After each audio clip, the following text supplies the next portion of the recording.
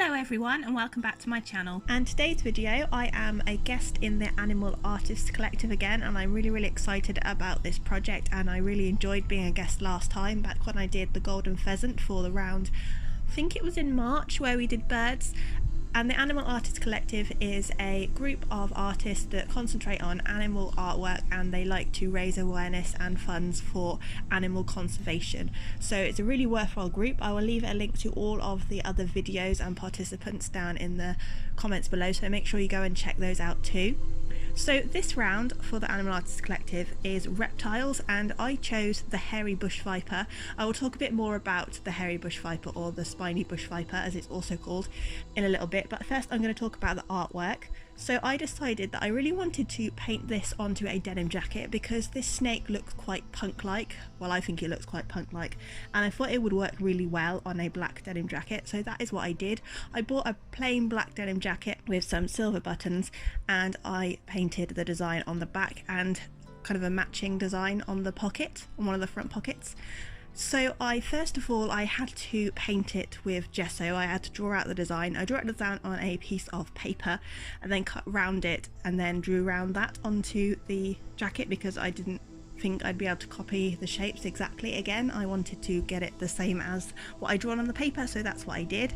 And then I gessoed this area with some gesso, funnily enough. It's the first time I've used gesso. It doesn't smell very nice. Just thought I'd warn you if you wanted to use it yourself. It's not the best smelling paint, but it was very necessary. And then I used some acrylic paint on top, and I did the snake amongst some trees and flowers and showing off the curve of its body as well as its cool scales. Once I had painted the design, I did add a little bit of gold nail varnish into the snake and in the middle of the flowers, just to give it a little bit of a lift, and when you move, when you're wearing the jacket, they'll be able to show quite nicely. And on the front pocket I painted a bit of a close-up of the face. I wasn't entirely happy with how this turned out, but I think it still looks cool. It still ties in very well. I did a zoomed in on the face, I did the big eye and some of the scales, and I also sewed on some ribbon, and this was very challenging. I'm not a good sewer. The amount of times I sewed the pocket together and had to unpick the stitch because the pocket wasn't very easy to open fully, and my finger did resemble a colander by the end of sewing this together, and I did only include a little bit of this footage because it was quite repetitive and it took quite a while, and I didn't really want to see myself stabbing myself with the needle a lot because it was painful enough the first time when it happened. So that is about the artwork. So now I'm going to move on to talk about the hairy bush viper itself. So the hairy bush viper, or the Atheris hispida, is a venomous viper species endemic to Central Africa, and it's known for its distinct spiky scales and lives in the Congo, Uganda and Kenya. It has 3 subspecies that vary in colour and size. The snakes can reach between 18 to 23.6 inches in length, and the females are larger. And they are usually green, olive green, bluish or brown in colour, and they have a yellow or pale olive belly, and bright coloured ones, red, blue or yellow, are rarely found in the wild. So the one that I'm doing is a kind of brownish, yellowy green. I did mix a couple of reference images because there was a reference I found that was a fully yellow brown and others were green, so I did sort of make it more yellowy green maybe than olive, but it still looks like a hairy bush viper because it has those distinct spiky scales, and that is what I love about its look. It just looks so cool. And if you look at some pictures of this on just Google Images, you'll see what I mean, that it looked quite punk-like, and I just think it is really beautiful animal. So these snakes have quite a broad head with large eyes, as you can see on this jacket. So these snakes are excellent climbers, and they can easily reach the upper part of flowery bushy plants, and they like to bask in the sun, but they are nocturnal, so they like to sleep in the sun rather than sunbathe awake. So they are carnivorous because they're a viper. They eat rodents, birds, lizards, frogs, and the snake bite is potentially fatal to humans because there is no antidote for it yet. But these snakes do live in quite secluded areas, and it's not common that they are around humans, so there isn't too much danger. But if you see one, don't anger it. And they can have 9 to 12 babies as well around about March, and they mate in October and they have the babies in March. And that's most of the information I could find about them. I just think they are a beautiful species of snake, and I did the leaves and the flowers because they like to climb and they are usually around plants. They do like that, so that is why I drew the flowers and the leaves, and I think it frames the design quite nicely too. All of the pieces of art from this round of the Animal Artist Collective will be available for sale, and at least 50% of each sale is donated to animal conservation charities.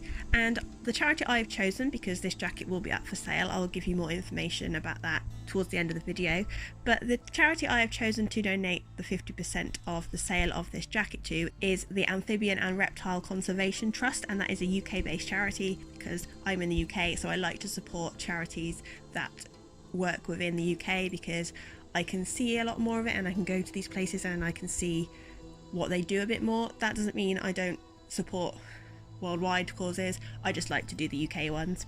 So the Amphibian and Reptile Conservation Trust was established in June 2009 in the UK, and it was created around the core of the Herpetological Conservation Trust, which was formed in 1989, so it kind of formed from that.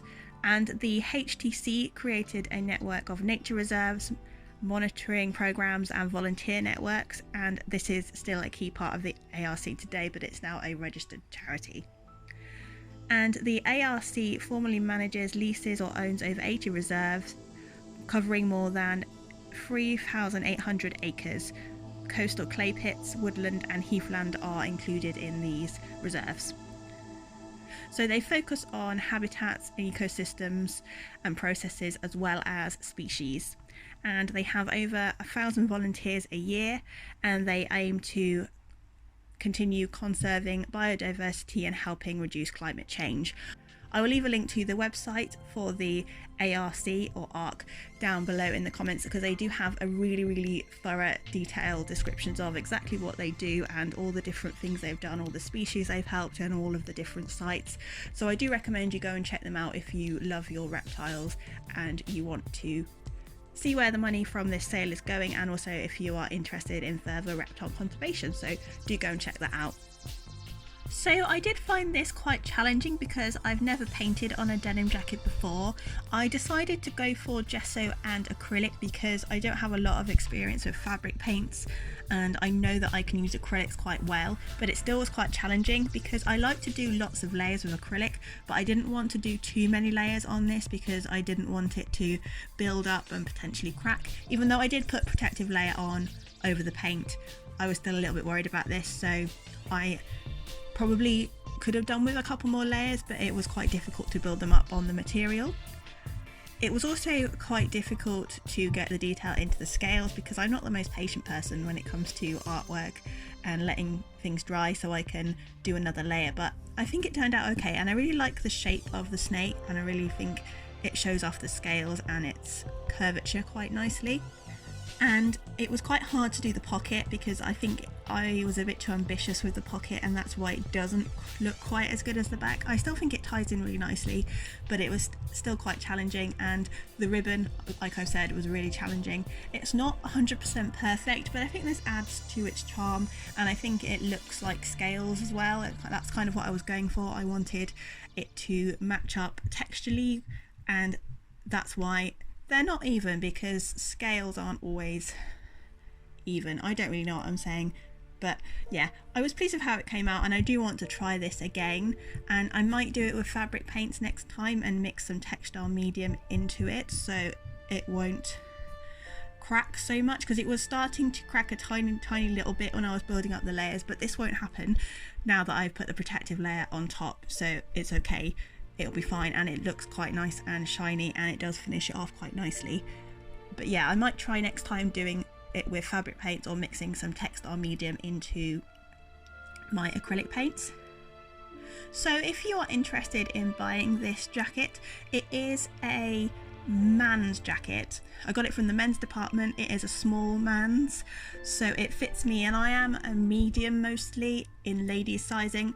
This is just to give you an idea of what size it is. It fits me nicely, and I am a medium or a 10 or a 12 in UK sizing, so that gives you the kind of idea of how it would fit you if you are interested in buying it. And I'll put it up for sale on my Etsy store, and there's a link to that down below, so go and have a look if you are interested.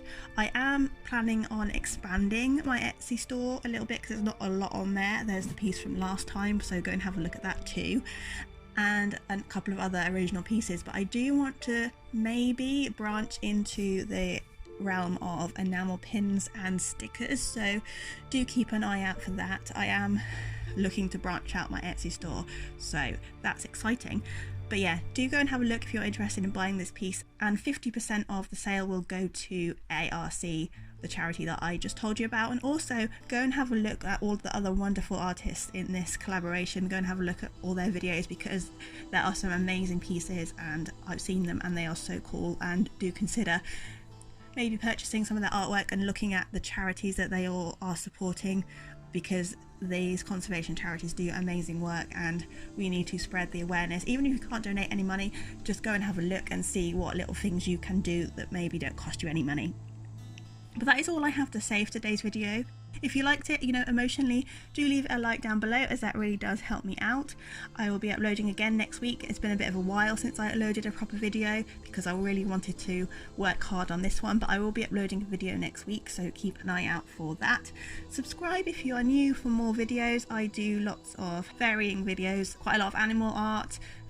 Do quite a lot of art on my character Charlie. I also do some DIYs. I've been doing quite a bit of that recently, been enjoying that, so do check it out if you're into arts and crafts, and hit the notification bell, because YouTube doesn't always put videos in sub boxes, because that's just what it's like. But that is all I have to say, so thank you so much for watching. Go check everyone else out, and I will see you in the next video. Bye for now.